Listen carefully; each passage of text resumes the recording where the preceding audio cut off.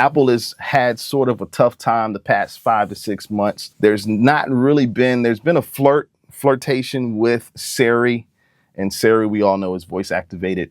Siri should have already been in the space of AI. It should have been already integrated. But Apple had to sort of do some shifts. People's positions got moved just because I believe Tim Cook wants to see something. He's not a young man. I wouldn't say Tim Cook is old, but he's probably looking for something innovative in the AI space. And Apple sort of already waved the white flag of semi-surrender in that they have allowed OpenAI and ChatGPT to become an app. And it's sort of like, oh man, well, we know we're not even close to where ChatGPT is. So we're just going to go ahead.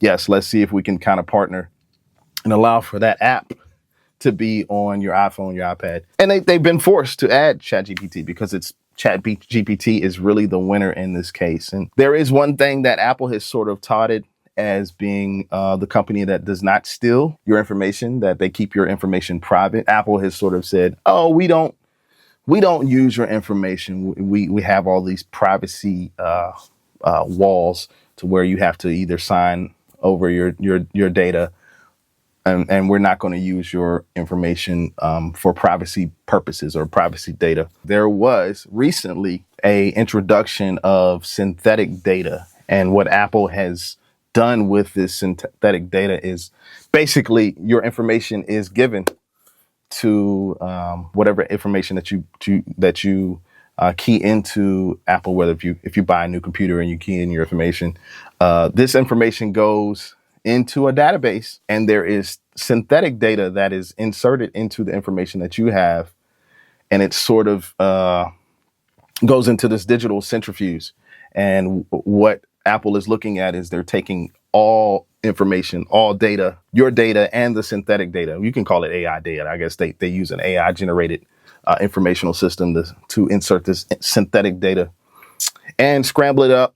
And there you go. They have sort of this half human, half AI data, which is that infringement of your privacy? I don't know. Going back to what I said, we're in a sharing economy, and this sharing economy allows companies to have access to some things that are sort of gray. It's sort of a gray area, and the line is being pushed every day. Apple has a really long way. I know they are trying to work through their Siri issues. I'm going to be interested to see how they sort of fare in this AI space. And like I said, there are countless and countless, hundreds and hundreds, y'all, of AI startup companies by these students. Like these students at MIT are like, they're literally just killing the game. Like they are coming out of college with their own companies.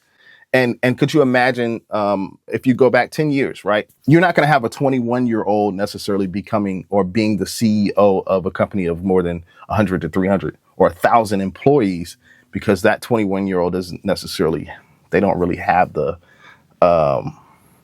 capability or the experience. They're 21, right? But with AI and artificial intelligence, you can half that number of employees down to 15 to 20 employees, and you can partner and have a partnership with AI and sort of allow AI to assist you with your day-to-day functions.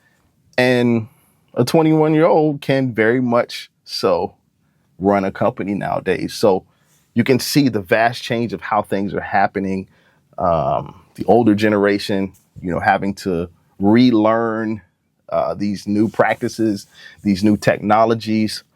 But this is an exciting space to be in. And I want you guys to comment, leave any comments on this video if you have any sort of comments or questions. I absolutely love this space.